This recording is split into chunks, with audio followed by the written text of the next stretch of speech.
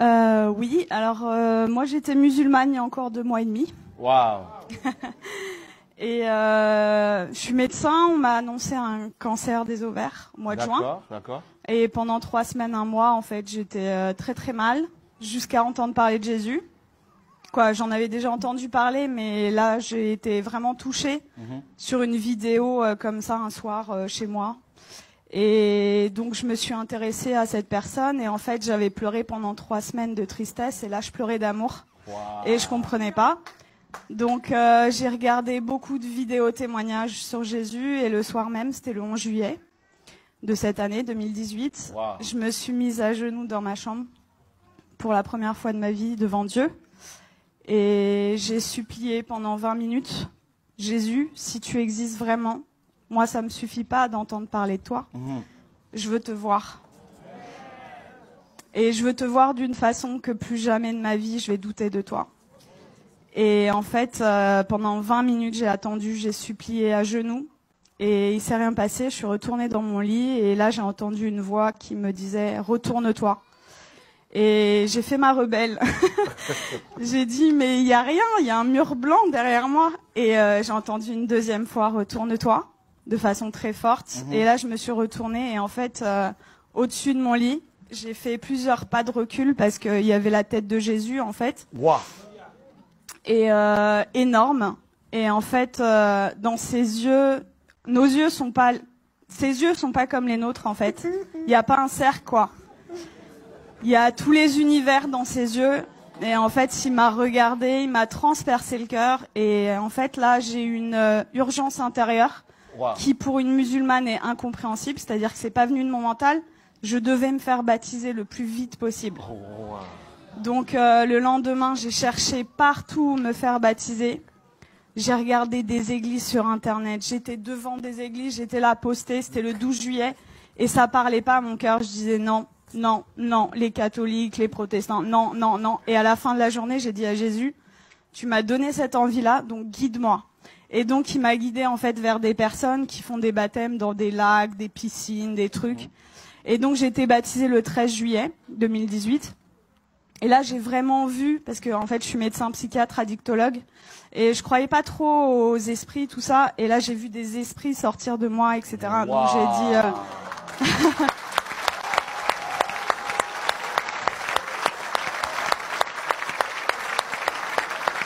Est-ce que ça vous dérange de venir un peu? Hein? Ça vous dérange de venir? De quoi? Est-ce que vous pouvez venir? C'est possible? Ah oui, je peux. Mais là, c'est... Donc là, j'ai vu des esprits sortir de moi et je rentre chez moi, c'était le 13 juillet. Et là, dans mon lit, je commence à parler une langue où je comprenais rien. Et là, je dis, mais qu'est-ce que c'est que ça? Et en fait, on m'a dit après, c'est du parler en langue. Mais chez les musulmans, ça n'existe pas. Donc moi, j'avais jamais entendu parler du parler en langue. Et ça a duré 3/4 d'heure, 1 heure. J'ai parlé une langue où je comprenais 0 mot. Et en fait, j'ai senti une énergie remonter de mon ventre et je prenais comme ça.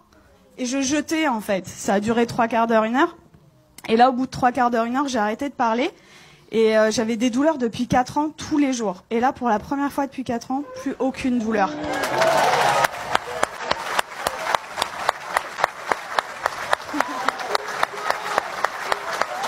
Wow.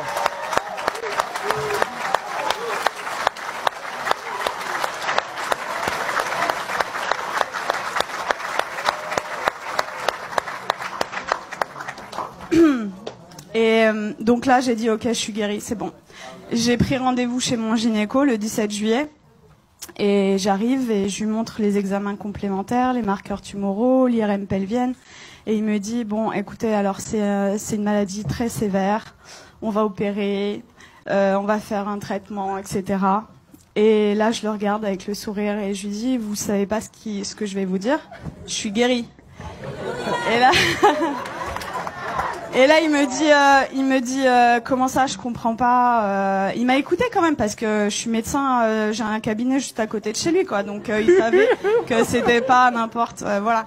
Et là, je lui dis, mais en fait, je suis guérie. Et il me dit, bon, parce que le déni en médecine, ça existe beaucoup. Il me dit, bon, allez, on va faire l'échographie. Et en fait, là, il me fait l'échographie et il était bouche bée. Donc, en fait, il passe sur l'ovaire gauche, là il me dit au ralenti, ovaire gauche normal. Et après il passe sur l'ovaire droit et il me dit, ah, il y a 2 images. Je dis ouais, et il me dit, ah mais attendez, c'est des follicules de maturation. Donc en fait les follicules de maturation, c'est ce qui donne les ovules, et moi je n'en avais plus. Donc en fait, là, mes ovaires étaient morts, ils sont revenus à la vie. Oh.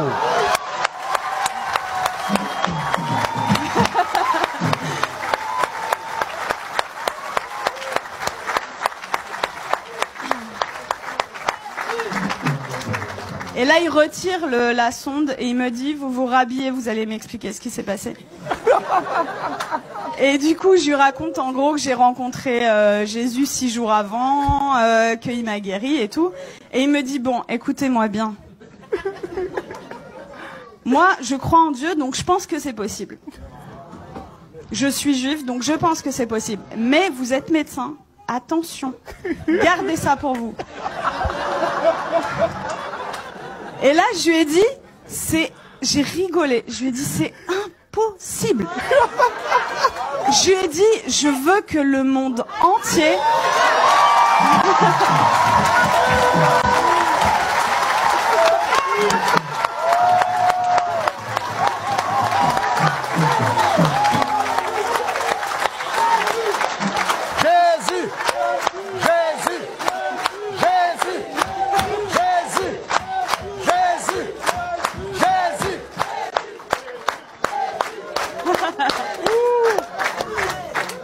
Je lui ai dit, je veux que le monde entier sache que Jésus est vivant. Et il m'a dit, bon, ok, et il m'a fait mon compte rendu d'échographie, qui était normal, c'était un plaisir pur, et il me le rend, et là il me dit, est-ce que je peux vous faire la bise, au lieu de me serrer la main? Je dis, bien sûr. Et il me prend le visage et il me dit que Dieu vous garde. Et en fait, ce que je raconte partout autour de moi, c'est, tout à l'heure le frère disait que vous aviez vécu au Cameroun l'acte des apôtres. En fait, c'est ce que je vis tous les jours, quoi. Et c'est-à-dire que je travaillais que en cabinet, le Seigneur m'a amené à travailler à l'hôpital, aux urgences, et en fait, je vois des cas psychiatriques sévères. Et ma première garde après mon baptême, les infirmiers, le geste qu'ils ont fait le plus dans la nuit, c'était ça. Ils y croyaient pas, en fait. Il y avait que des miracles. Toute la nuit. Ils ont pas compris.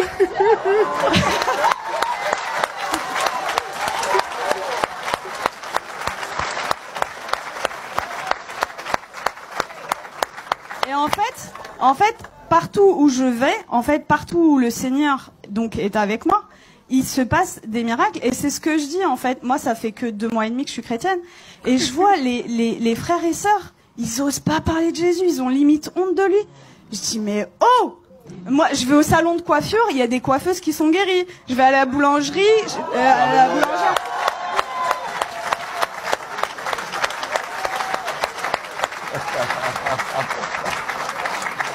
En fait, j'aime beaucoup cette expression. En fait, je dis que le Seigneur, c'est l'antidote à tout. Et le monde entier a le poison. C'est-à-dire qu'ils connaissent pas Jésus. Moi, j'ai 33 ans. J'ai attendu 33 ans pour qu'on me parle de Jésus. Mais attendez, mais moi, j'aurais voulu que quelqu'un vienne me parler de Jésus. Vienne me dire, mais attends, la solution à tous tes problèmes, ton malheur et tout, c'est Jésus la solution. Mais personne autour de moi. J'avais aucun chrétien autour de moi. Donc dans ma famille, ils sont tous musulmans et quelques personnes athées.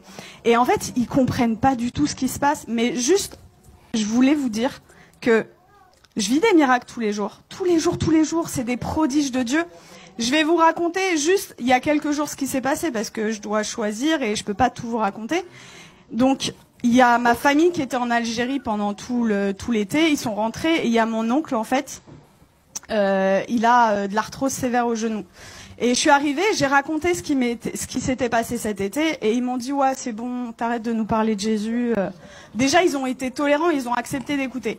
Et là, je vois, en fait, mon oncle, il boite, il a de l'arthrose. Et là, je lui dis, tonton, est-ce que je peux prier pour toi?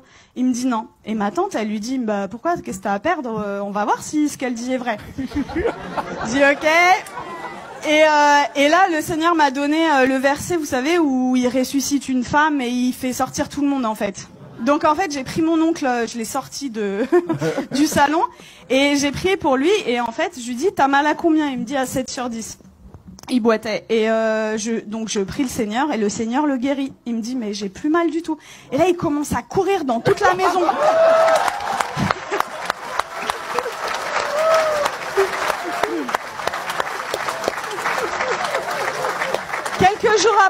Quelques jours après, je retourne dans la famille et là, il me dit, Nermine, tu vas pas me croire, j'ai vu mon ophtalmo. En fait, il voit son ophtalmo 2 fois par an, et pour son glaucome. Donc le glaucome, c'est une maladie chronique, c'est à vie, c'est comme le diabète. Et il me dit, l'ophtalmo, il a pas compris, j'ai plus de glaucome. Il m'a dit, il lui a dit, je peux pas t'arrêter les 2 traitements parce que voilà, mais j'en arrête 1 sur 2. La prochaine fois, s'il y a plus rien, on arrête le 2e, quoi. Et donc ça, c'était mon oncle et mon père qui a 80 ans, musulman depuis 80 ans. Waouh. J'ai été le voir, ça faisait très longtemps que j'étais pas allée le voir, au moins 6 mois, 1 an. J'ai été le voir jeudi dernier. Et en fait, je lui ai raconté ce qui m'est arrivé. Il a été guéri. J'ai prié pour lui. Il a été guéri de ses acouphènes, c'est des bourdonnements. Il avait depuis 10 ans plus d'acouphènes. Il avait mal au dos, il pouvait pas sortir sans ceinture. Plus de ceinture. Je l'ai sorti sans ceinture. Il voyait double, il avait une diplopie. Il voyait double quand il mettait pas ses lunettes. Plus de diplopie. Et là, au bout de 2 heures, il me dit, c'est bon, je me donne à lui.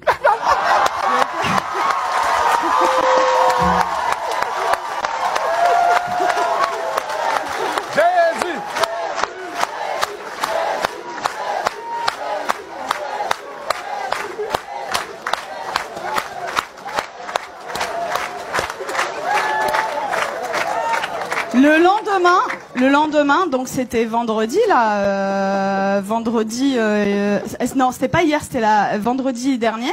Vendredi, j'arrive, donc le lendemain, en fait là, il me dit, tout ce qu'on s'est dit là, t'oublies, c'était des bêtises, tu me parles plus de Jésus. J'étais choquée. Je dis bon, ok. Et là, dans ma tête, au bout de 2 minutes, je dis non, ça va pas se passer comme ça. Et ça, vraiment, les frères et sœurs, c'est un truc hyper important. Vous priez, mais il faut proclamer aussi ce qui est écrit dans la parole. Et donc, dans ma tête, j'ai dit, je proclame qu'il appartient à Jésus. Je proclame qu'il appartient à Jésus. Et donc, j'ai proclamé. Et là, il me dit, j'ai la tête lourde et tout. Et j'ai dit, j'ai vu l'opportunité. Je dis, je peux prier pour toi? Et il me dit, non, tu m'approches pas. Et donc, en fait, 3 fois d'affilée, en 1 heure, peut-être 3 fois je lui ai proposé. La 3e fois, il me dit, ça prend combien de temps? Je lui dis 5 secondes. Je dis ok. Il me dit ok. Donc je mets ma main comme ça, je chasse les esprits au nom de Jésus. Et là, il éternue, mais de façon disproportionnée. Et là, il me regarde et il me dit, c'est parti. Je dis ah ouais? Et il me dit, tu crois que ça a un rapport avec ta prière? Je dis bah totalement. Et du coup, on est reparti à parler de Jésus. Je l'ai sorti, on est parti manger ensemble. Ça faisait 20 ans, ça faisait 20 ans qu'on n'était pas sortis ensemble. Et en fait, je lui ai parlé du baptême dans l'après-midi. Et dans l'après-midi, il me dit, ok, je suis ok pour être baptisé. Donc là, j'étais là, j'ai dit, je vais te baptiser dans ma baignoire, mais je voulais pas le faire toute seule. Donc j'ai écrit à des frères et tout, oh, mon père, il veut se faire baptiser, qui sait? Et du coup, j'ai un frère qui est venu, et à 21 h vendredi dernier, j'ai baptisé mon père.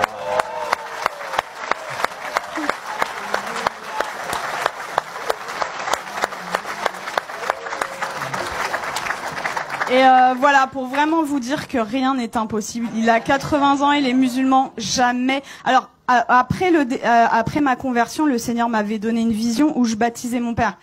Je disais ok Seigneur, mais waouh. Et en fait, ça s'est passé quoi. Donc vraiment, ne perdez pas espoir avec vos familles. Tout est possible. Pour nous, c'est impossible, mais pour le Seigneur, c'est possible. Et voilà, vraiment, votre vie, ça devrait ressembler au lac des apôtres, quoi. Donc vraiment, n'ayez pas honte de parler de Jésus. Qu'est-ce que ça va vous coûter? Vous passez à la boulangerie. Vous savez, moi, je suis dans ma voiture et même sur le périph', j'ai des gens, en fait, je loue le Seigneur. J'ai effacé toutes mes musiques du monde là et j'ai mis des louanges. Et donc je chante et tout. Et même sur le périph', il y a des gens, ils passent sur le périph', ils me font comme ça. Et moi, j'ouvre ma fenêtre et je leur dis Jésus est la réponse. Et voilà. Et en fait, ça franchement, si moi, en tant que médecin, et venant d'une famille de musulmans, je prends le risque.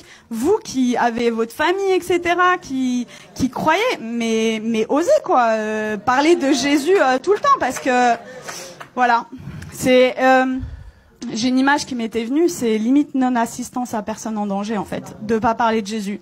C'est l'antidote des antidotes à tout, et vraiment, quand vous découvrez un antidote et que quelqu'un en face de vous a le poison, ben vous gardez pas l'antidote pour vous, quoi. C'est égoïste. Donc il faut le partager. Wow. Voilà. Et tout à l'heure, je suis arrivée, j'ai parlé avec Laurent et ça m'a beaucoup touchée parce que quand j'étais petite, en fait, quand on me demandait quel métier tu veux faire, je disais Mère Teresa. Et dans une famille musulmane, vous imaginez, et ils m'ont dit non, ça va pas être possible. Non, tu vas changer, tu changes. Et du coup, j'ai dit bon bah ok, je vais être médecin. Et en fait, c'est incroyable comment le Seigneur il est en train d'organiser les choses. Et du coup, quand Laurent m'a parlé d'orphelinat tout à l'heure, je sens que j'ai un appel fort Amen. pour ça. Et voilà, on verra comment le Seigneur fait les choses. Mais voilà, Dieu vous aime beaucoup et croyez. Alléluia.